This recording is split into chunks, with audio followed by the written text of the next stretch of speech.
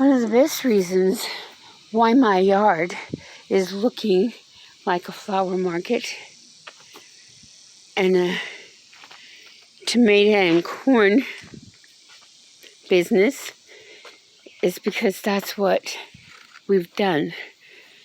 My son and I turned the front yard into food. We're going to eat our yard, but not just us, our community. With food shortages and the things that are going on, we thought that it would be advantageous to grow a garden, not just for ourselves. We've gone to the farmer's market yesterday, and we did quite well with the flowers and the tomatoes. And we also not only put in tomatoes and flowers, we put in fruit trees. This is a peach tree, and that tree right there in the middle of the zinnias is a Granny Smith apple tree. And I have another one in back that's in a pot that will go on the other side where the corn and tomatoes are when they come out. I've got white zinnias and marigolds. I've got purple zinnias on this side. In the middle around the Granny Smith tree, I've got black-eyed Susans, zinnias. And here I've got some lavender, but it's being overtaken by the plants that are surrounding it.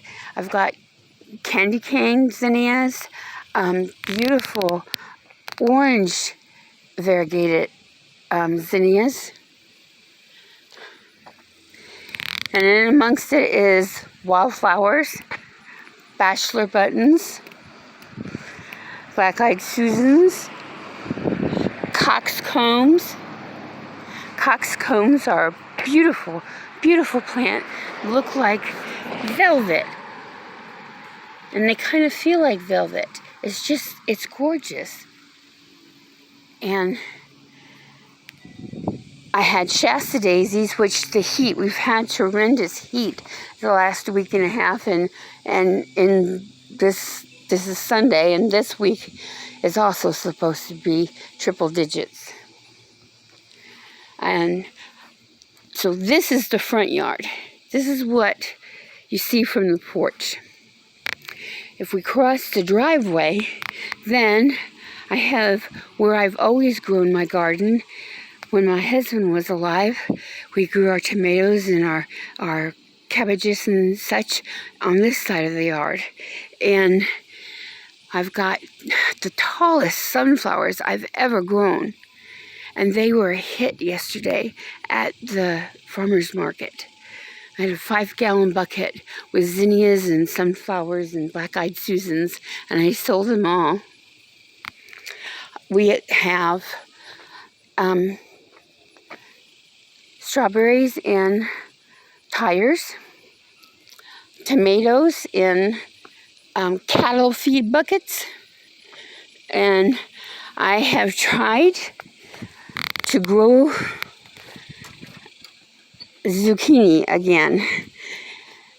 I have a terrible time with the squash bugs. They are killing the squash plants. Just as when they're getting beautiful and starting to bear fruit, then the squash bugs come in and take it out. It's very frustrating. So I have put in the zucchini after I took out the broccoli and the cauliflower, and doing such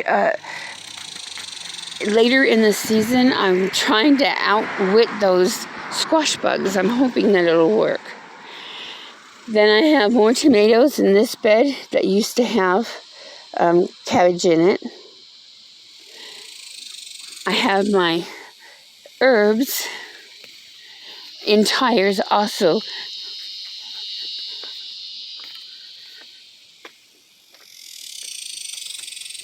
And it gets a lot of shade because we have some large trees. but things do pretty well. I mean, they get dappled sun. I'm growing a grape arbor, and this is the third season that my husband and I planted these 3 summers ago, and this is the season where we're going to have grapes. And oh, they're beautiful. They're going to be Concord grapes. And see the clusters of the grapes? They just, it provides, I don't know, beauty and shade. I'm going into my garden, and this is because it's so shady. I've given up trying to grow lettuce and such here, so I'm growing whatever will grow, which is mostly flowers, hollyhocks, black-eyed Susans, marigolds, different wildflowers. I also have irises dappled in throughout the garden, all around the house. And we have tomatoes in pots. Those are cherry tomatoes. And I've just taken out the cucumbers. We had cucumbers here, and the heat got them. Even though I was watering, the heat got them, and so they're gone now. This bed has got huge, tall sunflowers, and we've got cherry tomatoes on cattle panels and peppers. Peppers like the heat. And so after the cabbages and the brassica plants come out, then in go the peppers. I have different kinds of jalapenos, bell peppers. They're there, and then they're here by the herb. The herbs, I've got basil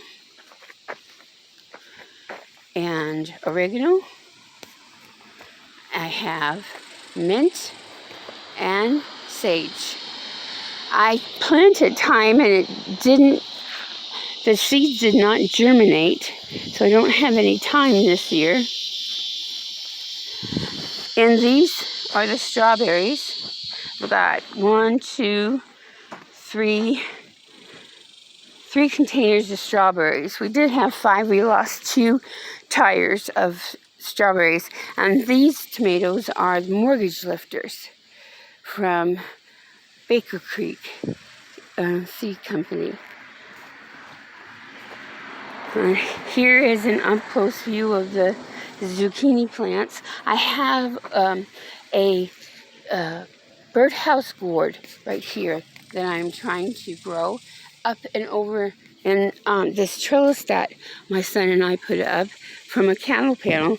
I'm hoping to grow the birdhouse gourds so that I can paint them and turn them into birdhouses and sell them at craft fairs and the farmer's market when I'm selling my tomatoes. But it will take another year for that, because they have to dry a year, the birdhouse gourds. Here's another cluster of the sunflowers, and it's so very tall. I am 5'7", and I am dwarfed by these plants. They're beautiful. I grow sunflowers every year, but I've never grown sunflowers as tall as this. They're beautiful. I hope you enjoyed seeing my garden. It's kind of a little sun-stressed, heat-stressed, but we're going to make it. There's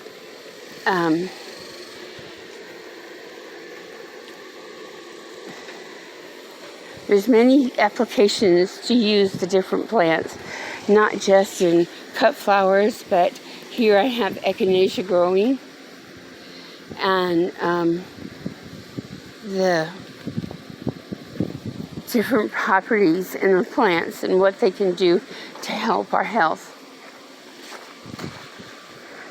Well, you have a blessed day and come back again soon.